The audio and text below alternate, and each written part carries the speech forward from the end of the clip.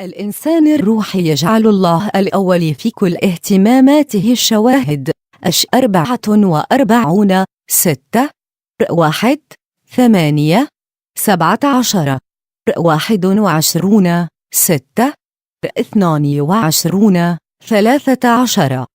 إن الله هو الأول دائما، وهو أيضا قال عن نفسه: أنا هو الأول والآخر. 22 13.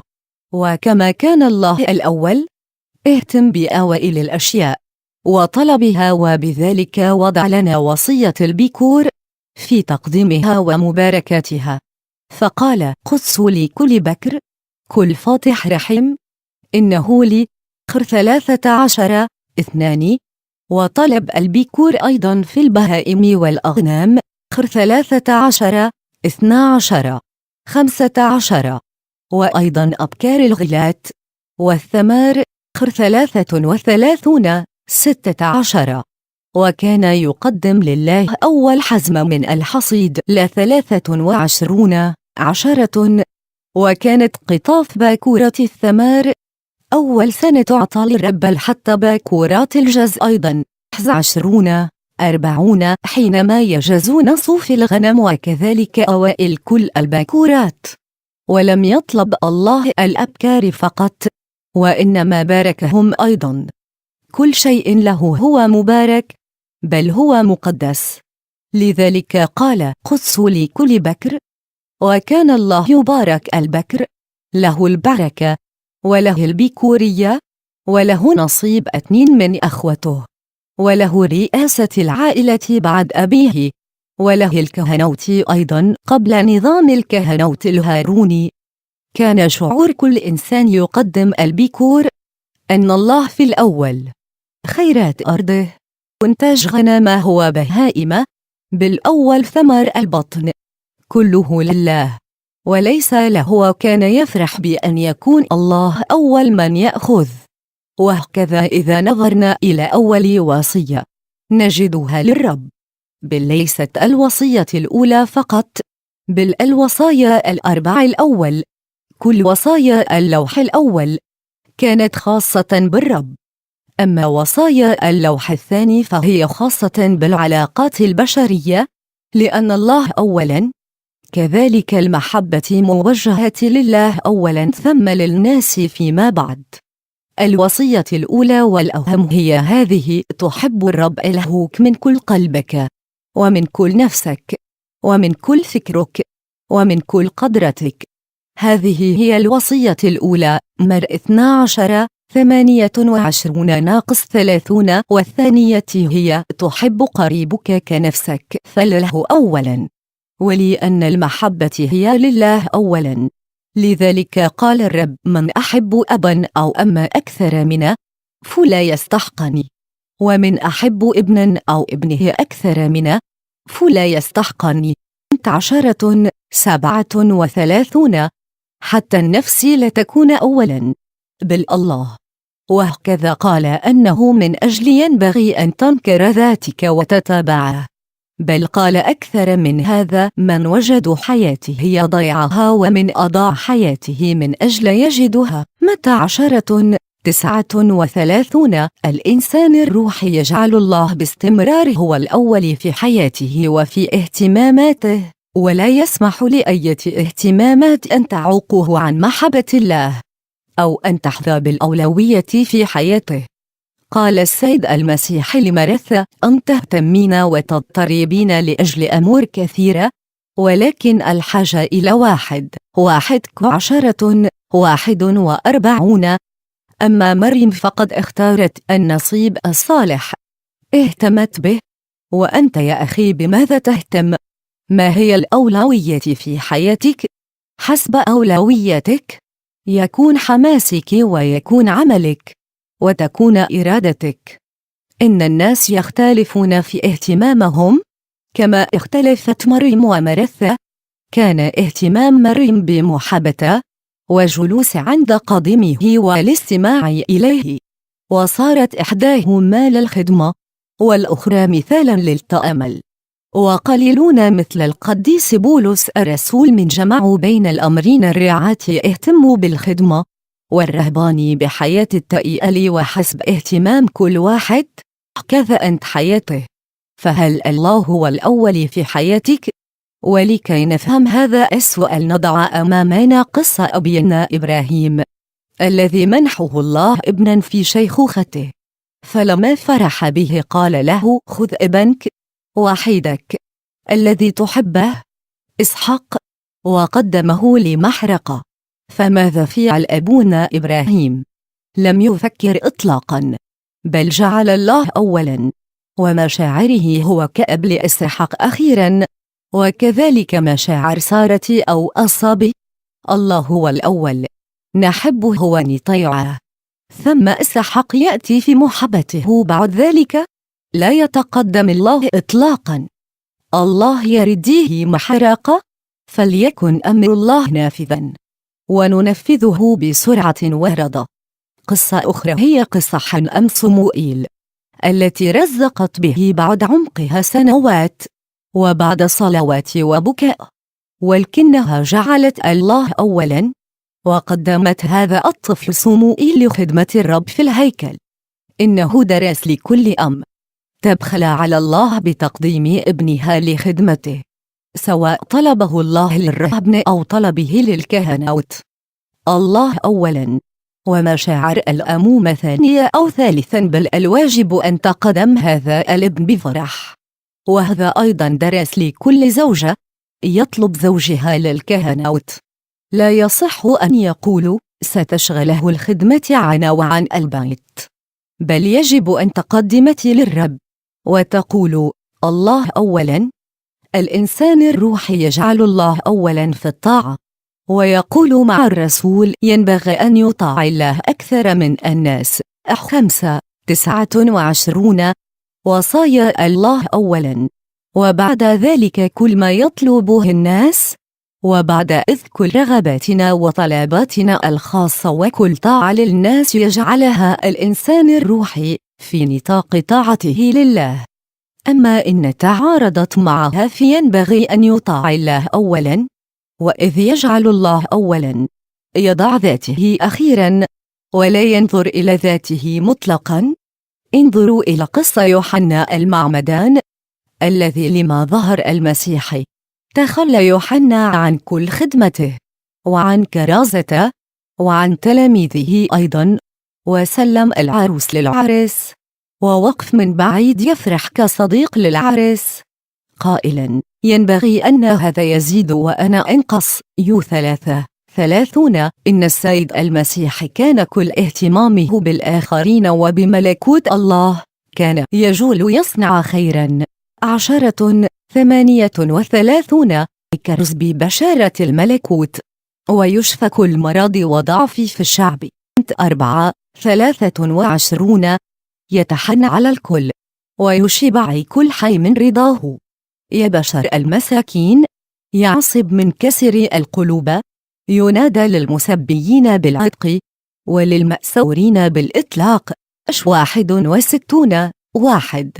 وفي نفس الوقت لم يعتم بذاته، ولم يكن له أين يسند رأسه. لو 9:58. لم يهتم المسيح بكرامته لما أغلقت أحد قرى سامرة أبوابها في وجهه وبخ تلميذيه الذين طلبا أن تنزل نار من السماء لتهلكوها، وقال لهما: لستما تعلمان من أي روح أنتما، لأن ابن الإنسان لم يأتي ليهلك أنفس الناس بل ليخلص. لو 9:51. 56.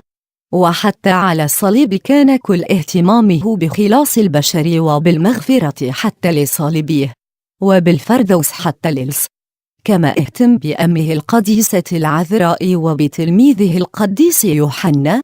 وأنت ما هو اهتمامك الأول؟ أهو ذاتك؟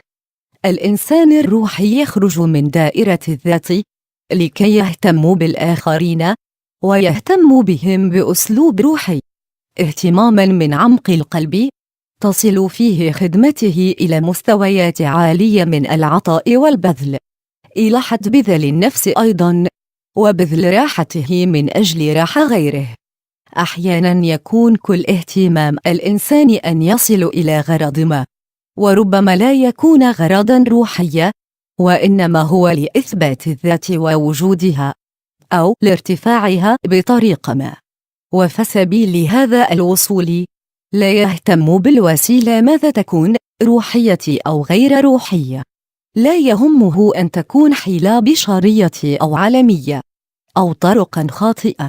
تركيز الاهتمام كله في الوصول إلى الغرض، حتى لو ضيع هذا الإنسان نفسه، مثل ما فعل أخاب الملك في الحصول على حقل نابوت اليزرعيلي، وما فعلته الملكة أيزابل في سبيل أن يصل زوجها إلى عرضه ولو بالجريمة، ولا اتهام الباطل لنابوت شهود الزور، حتى نال كلاهما عقوبة من الله تناسب ذنوبهما 1:21. وبالمثل ما فعلته رفقة لكي ينال ابنها بركة أبيه. ومع أن الغرض هنا كان روحية، إلا أن التركيز عليه أفقدهما الوسيلة الصالحة، فاستخدما أسلوب الخداع 27. وبالمثل قد يهتم خادم آخر أن يملأ عقول سامعيه بالمعلومات دون أن يضع اهتمامه في حياتهم الروحية كيف ينمون. كل اهتمامه في المعلومات لا في الروحيات. أو كل اهتمامه أن يلقن أولاده كلاما من الكتاب يحفظونه، ولا يهتم بالتدريب الروحية التي تعمق صلتهم بالله. والكتاب يقول: افعلوا هذه ولا تتركوا تلك. إنجيل متى 23:23. إنجيل لوقا 11:42. إنسان آخر في الخدمة يهتم كيف تمتلئ الكنيسة بالناس، هذا هو كل هدفه، ولا بيهتم بأن يصل هؤلاء الناس إلى الله. وربما يلجأ إلى وسائل عالمية، مثلما تلجأ بعض الطوائف إلى منح المعونات المالية والاجتماعية لجذب بعض المحتاجين إليهم، ويخرجونهم بذلك من كنائسهم. الاهتمام كله ليس في الملكوت، إنما في أن يزيد عددهم ولو على حساب كنائس أخرى. ولعلنا بعد كل هذا نسأل: بأي شيء يجب أن تهتم؟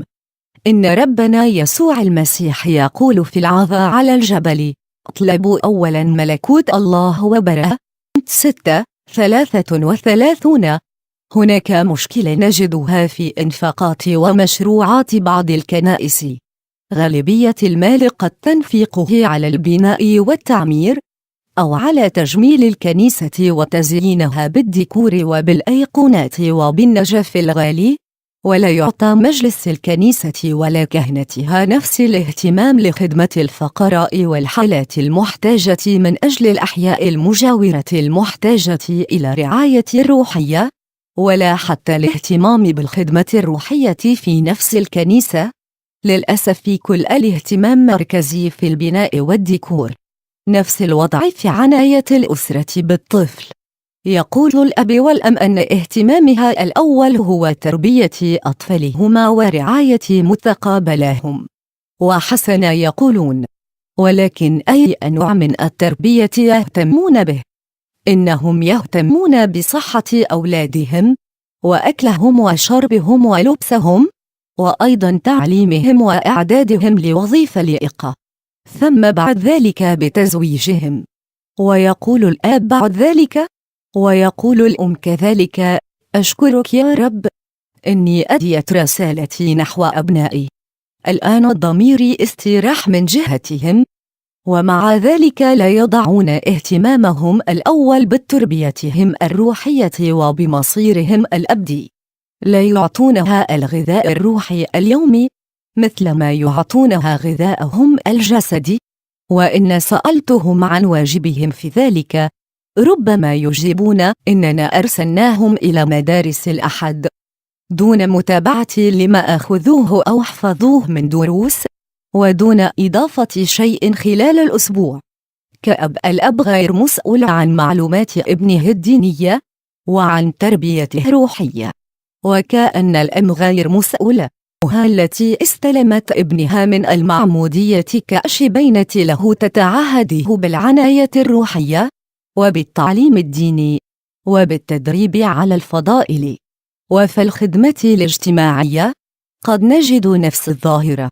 اهتمامنا الأول أو الوحيد هو في العناية بالفقراء مادياً، سواء في المساعدات المادية أو مشاكل التعاطي أو المرض أو الإسكان وما إلى ذلك.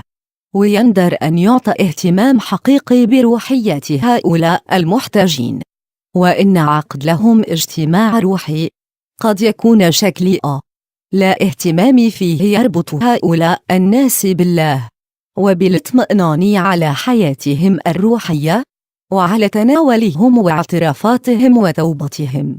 نفس الوضع نقوله بالنسبة إلى الصلاة في مجال الخدمة وفي حياة كثير من الخدام. إنهم يهتمون بتحضير الدرس أكثر من اهتمامهم بتحضير أنفسهم روحية. يهتمون بمواعيد الخدمة واجتماعاتها والصور والهدايا والمكتبة والنادي وبالافتقاد وبالأنشطة، ونادرا ما يهتمون على نفس القياس بصلواتهم. فلا نجد اجتماعات الصلاة مثل اجتماعات الشبان والشابات النشاط يأخذ الاهتمام الأول وليس الصلاة. ولو دخلنا في التفاصيل وجدنا أيضا العمل الروحي لا يأخذ الاهتمام الأول. في النادي مثلا قد نهتم بمكانه وترتيبه وما توجد فيه من ألعاب ومن أنشطة رياضية وتسليات، وقد نهتم بتنظيم الكرنيهات والمواعيد والمسابقات وفرق التمثيل والكورال. وفي كل ذلك قد لا يوجد الإشراف الروحي الكامل، ونجد النوادي في ضوضائها وفي أخطائها ولا تعطى الصورة الروحية المرجوة، وربما لا تختلف عن النوادي العادية لعدم وجود المشرف الروحي. لماذا؟ الجواب الصريح: لأننا لم نضع الله في قمة اهتمامنا. وأنت مثلا حينما تستيقظ كل يوم بماذا يكون اهتمامك؟ هل تهتم بحياتك اليومية؟ تغسل وجهك، تفطر، تعاد ملابسك، تستعد للذهاب إلى عملك. اهتمامك الأول كيف نبدأ اليوم مع الرب بالصلاة والقراءة التأمل. حسب اهتمامك سيكون تصرفك. البعض يعتذر أحيانا ويقول لم يكن لدى وقت للصلاة، وأنا دائما أرفض هذا العذر ولا أعتبره السبب الحقيقي، وأقول لو وضعت الصلاة والتأمل في قمة اهتماماتك لأمكنك أن تجد لهما وقتا. لذلك اجعل الله له الأولوية في كل شيء. في الراحة مثلا لا تفضل راحتك الجسدية على عملك الروحي مع الله، سواء في الصلاة أو الخدمة. لا تستسلم للنوم أو للاسترخاء، وإنما ينبغي أن تضحى براحتك من أجل الرب. كذلك في الصوم لا تقل صحتي، لا تقل احتياجي إلى البروتينات والأحماض الأمينية الرئيسية، إنما قل الله أولاً. كذلك يكن الله أولاً في موضوع العطاء والعشر. لا تهتم بكل إنفاقاتك الأخرى وتضع الله في آخر القائمة. إن بقى له شيء كان بها، وإن لم يبق شيء تعتذر للرب أو نؤجل حقوقه. ذلك لأن له ليس هو الأول، كذلك ليكن الله في أول كل عمل وكل يوم. أول شخص تكلمه في كل يوم هو الله، وكل عمل تعمله تضع فيه الله أولا. تصل في دخولك وفي خروجك وفي أكلك وشربك وفي عملك، تكلم الله أولا. إن وضعت الله في الأول لن تخطئ إليه، ذلك لأنك تضعه فوق رغباتك العالمية وفوق كل لذة أرضية، ويكون الله أمامك باستمرار والعالم خليفك. الإنسان يخطئ لأنه لم يضع الله أمامه، ولم يسبق في تذكره قبل كل سقوط، ولم يحسب حسابا لمشاعره. اجعل الله الأول من جهة الوقت، ومن جهة الأهم، ومن جهة الرغبات، ومن جهة الحب والاشتياق، ومن جهة الطاعة أيضاً، ليكن الأول في كل شيء. وحينما يقول الرب يا ابني أعطني قلبك، إنما يقصد أن تكون له هذه الأولوية. ماذا يستفيد الإنسان لو ربح العالم كله وخسر نفسه؟ وخسارة نفسه ما هي إلا حرماتها من الله. إن الإنسان الروحي ليس فقط يجعل الله أولاً وقبل كل شيء، بل تكون علاقته بالله هي كل شيء في حياته. ويقول مع الرسول الحياة هي المسيح في 1:21، ويقول أيضاً لأحيا لا أنا بل المسيح يحيا في 2:20. وأخيراً لست أريد أن أثقل عليك بنصائح كثيرة، إنما أقول لك نصيحتي واحدة إن نفذتها تكون قد نفذت جميع الوصايا. واجعل الله في بدء اهتماماتك، ولا تعش مستقلاً عنه أو غريباً.